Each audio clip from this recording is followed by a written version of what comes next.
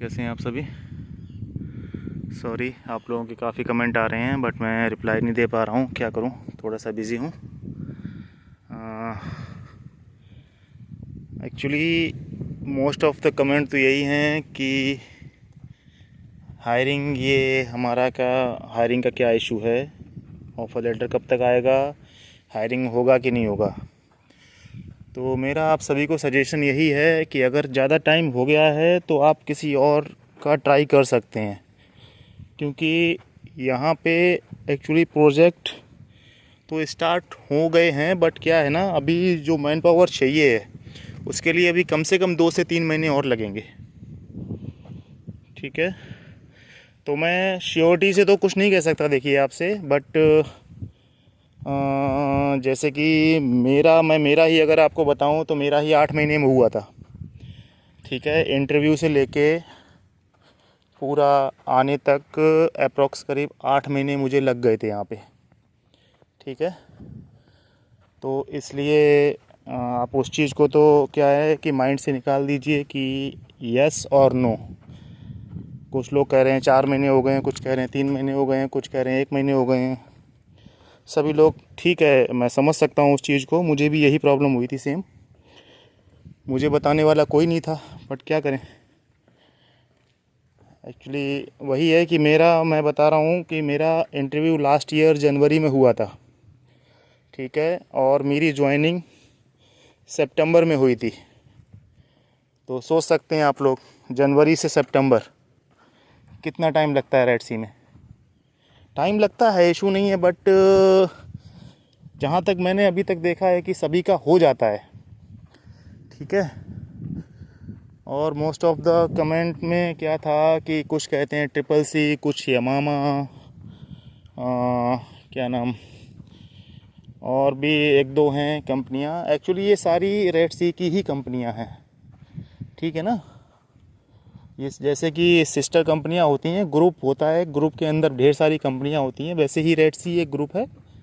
उसके अंदर ये करीब 12 कंपनियां हैं रेड सी के अंदर जो आती हैं, सब सब्सिडरी रेड सी की ही हैं।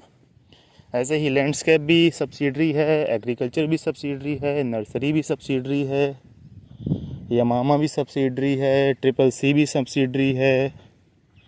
ये सारी कंपनियां सब सब्सिडरी हैं और सबका सेम ही सब पैटर्न है, सेम ही सब कुछ है, कोई इशू नहीं है किसी भी तरीके का।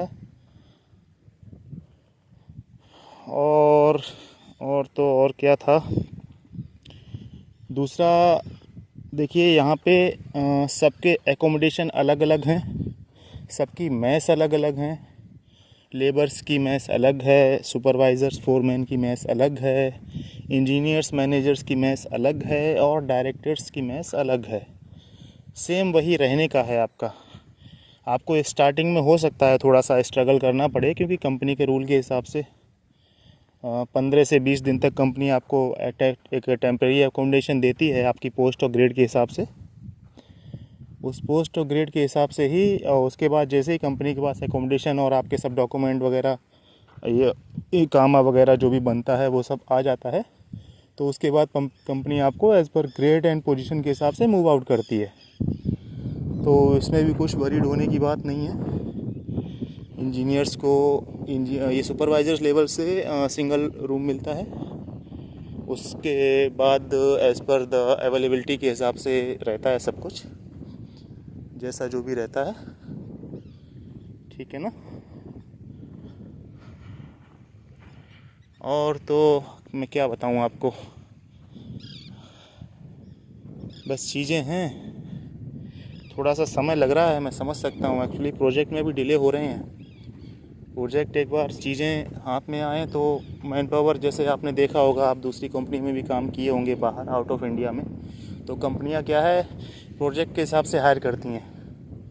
कंपनियों के पास प्रोजेक्ट आते हैं तो वो हायरिंग अपना स्टार्ट कर देती हैं, और वो प्रोजेक्ट जब उनको मतलब मिलता है, उनके हाथ में आता है, उसके साथ ही वो बंदों को बुलाती हैं।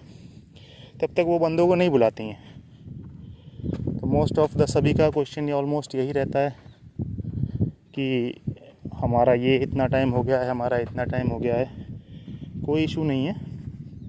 देखिए, जो इंजीनियर्स एंड सुपरवाइज़र्स लेवल के बंदे हैं उनसे मैं कहना चाहूँगा कि आप लोग टेंशन ना लें।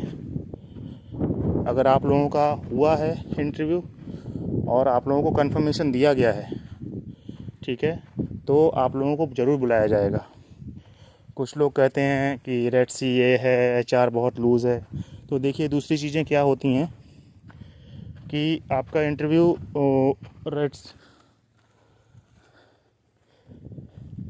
रेड सी के उससे नहीं आया होता है। आपका जो नॉर्मल रहता है वो क्या रहता है, कभी कभी ये जो आपके डीलर वगैरह होते हैं वो आप लोगों से पैसा लेने के लिए ऐसा कुछ करते हैं। तो इसमें चिंता करने की ज़रूरत नहीं है, सब होता रहता है। चलिए ठीक है, आपसे करते हैं। ओके।